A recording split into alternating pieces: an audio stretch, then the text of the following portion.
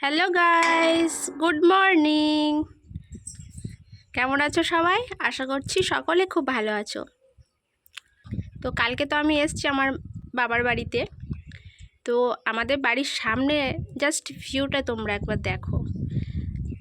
যত দূর তাকাবে শুধু ধান খেতই দেখতে পাবে, সবুজ আর সবুজ। মানে এত ভালো লাগে দেখতে, আর হাওয়া দিচ্ছে তো তো ধানের শীষগুলো কি সুন্দর উঠছে, এত ভালো লাগছে দেখতে। তো তাই তোমাদেরকেও দেখাতে নিয়ে আসলাম। তো এটা আমি এখন বাড়িতে আছি, বারান্দায় দাঁড়িয়ে আছি, আর এদিকে মিঠাই খেলা করছে। তো এটা হচ্ছে আমাদের বাড়ির সামনে। এটা যতদূর তোমরা দেখবে শুধু সবুজ আর সবুজ দেখতে পাবে। তো আজকে তো আমাদের এখানে পুজো আছে, গাজনের পুজো। তো সেই উপলক্ষে এখানে আসা। তো তোমাদেরকেও হাতে নিয়ে যাব, দেখাবো। তো এখন রান্নাবান্না করে নিই, রেডি হয়ে নিই। তো এই যে ঠাকুরমশাই চলে এসছে, আর উনি পুজোতে বসেও পড়েছেন। এই ছোট্ট শিব মন্দিরটা আমাদের মাঠের মধ্যে আছে। মাঠটা আমাদের বাড়ি থেকে অনেকটাই দূরে। তো সেইখানে বাবার পুজো আগে হয়। তো তারপরে ভক্তরা আসবেন, এসে বাবাকে মাথায় করে নিয়ে যাবেন মূল মন্দিরে, যেটা আমাদের গ্রামের একদম শেষে আছে। এখন দুপুর 12টা মতো বাজবে। তো এখানে এখন পুজো শুরু হয়ে গেছে, আর কিছুক্ষণ হয়তো পুজো হবে। এখানে আমার ঠাকমা, পিসি সবাই এসছেন পুজোর জোগাড় করতে। আসলে এই মন্দিরটা তো একটু গ্রামের অনেকটা দূরে, মাঠের মধ্যে। তো এখানে গ্রামের সবাই আসে না। তো এখানে পুজো হয়ে তারপরে যখন গ্রামের একদম প্রথমে ঢুকবে, তো সেখান থেকে সবাই গ্রামের লোকেরা থাকে, ওখান থেকে বাবাকে নিয়ে যায়।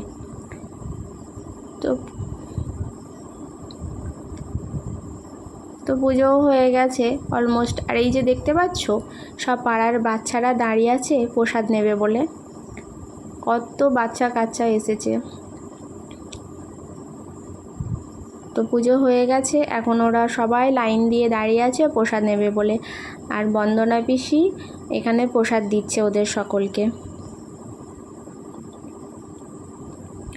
তো এই যে সন্ন্যাসীরা সবাই চলে এসেছে বাবাকে নিয়ে যেতে। তো এখন বাবাকে সবাই মাথায় করে নিয়ে যাবে। আর এই জায়গাটা দেখতে পাচ্ছ, একদম মাঠের মধ্যে রাস্তার ধারে ছোট্ট মন্দিরটা।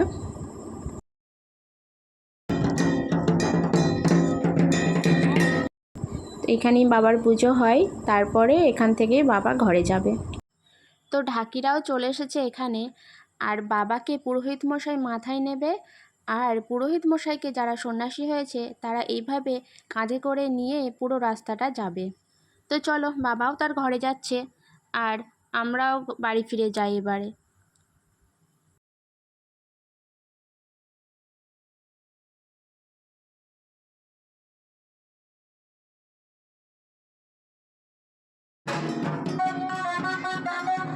তো আমি এখন বাড়ি চলে এসেছি, আর এসেই দেখছি এখানে সবাই কী সুন্দর বাজনা বাজাচ্ছে, এত ভালো লাগছে। আর সবাই তো খুব ডান্সও করছে। তো আমারও ডান্স করতে ইচ্ছে করছিল, বাট এখন ডান্স করা যাবে না, কারণ ওই যে দূরে দেখতে পাচ্ছ বাবা অলমোস্ট আমাদের বাড়ির সামনেই চলে এসেছে। তো এখনও আমি পুরোপুরি রেডি হইনি, রান্নাবান্না করছিলাম, তো সেজন্য একটু দেরি হয়ে গেছে। তো বাবা আমাদের বাড়ির সামনে এখানে আসবে, আর এখানে বাবার পায়ে জল দিয়ে পা ধুয়ে বাতাসা ছিটাবে এখানে সবাই। মানে যাদের বাড়ির সামনে দিয়ে যাবে ঠাকুর, তো তারাই এইভাবেই বাবাকে নিয়ে যাবে।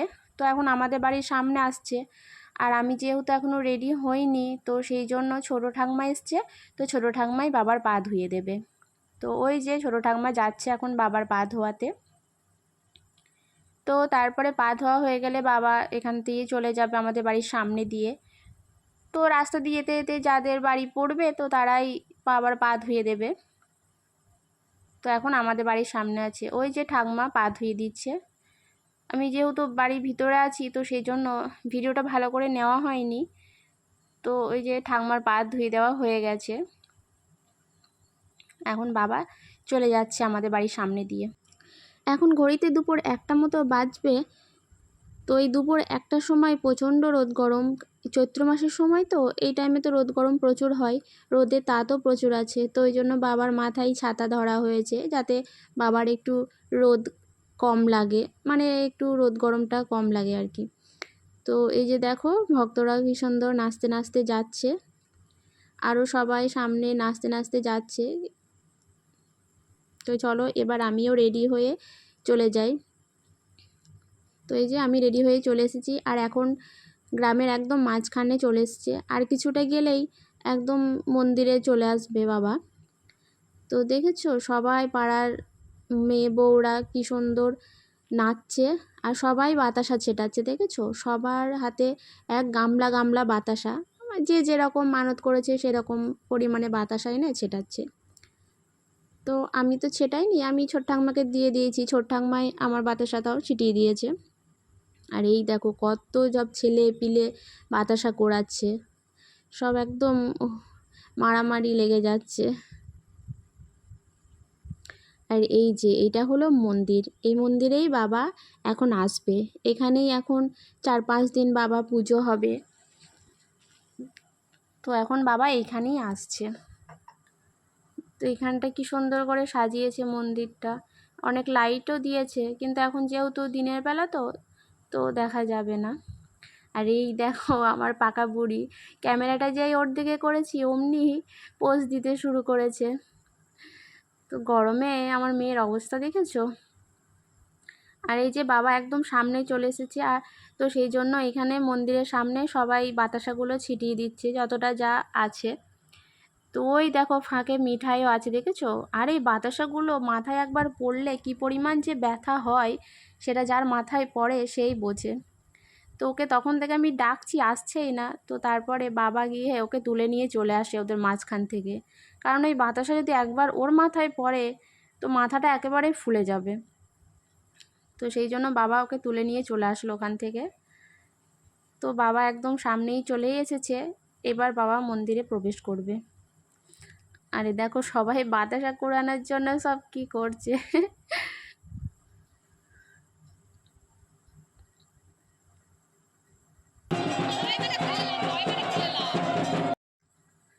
তো এখানে দেখতে পাচ্ছ তোমরা রাস্তার মাঝে, মানে ঠাকুরের সামনে এখানে সবাই শুয়ে পড়ছে কেন?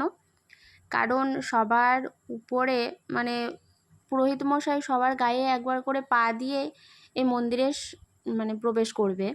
তো সেই জন্য এখানে সবাই শুয়ে পড়েছে। আর আমিও মিঠাইকে আমার একটা জেঠিমার কোলে দিয়ে দিয়েছি শুয়ে, তো জেঠিমা শুয়ে আছে বলে। তো এইভাবেই বাবা এখন মন্দিরে প্রবেশ করবে। তো এটাও মানে এইভাবেই চলে আসছে। আগে হ্যাঁ আমিও এখানে শুয়ে পড়তাম, ধুলোর মধ্যে একটু গড়াগড়ি দিয়ে নিতাম, কিন্তু এখন হয় না। তো এখন আমার মেয়েই শোয়, তো ওকেও শুয়ে দিয়েছি ওই জন্য। আর এই দেখো আমার মেয়ে না খালি উঠে পড়তে চাইছে, ওখানে শোবে না বলছে, তো তাও জোর করে ওকে ওখানে শুয়ে রেখেছি। তো আর তো কিছুক্ষণ এবার বাবা একদম তার ঘরে ঢুকে যাবে। তো তারপরে এখন কিছুদিন এখানে অনেক গান বাজনা পুজো হবে বাবার। তো এই যে চলে এসেছে একদম আমার মেয়ের কাছেও, হয়ে গেছে আমার মেয়ে। তো আমার মেয়ে এবার উঠে পড়েছে, বাবাও এবার ঘরে ঢুকে যাবে, একদম সামনেই চলে এসেছে। কারণ অনেকটা দুপুরও হয়ে গেছে, অনেক বেলাও হয়ে গেছে, প্রায় 2টো বাজবে এরকম ঘড়িতে।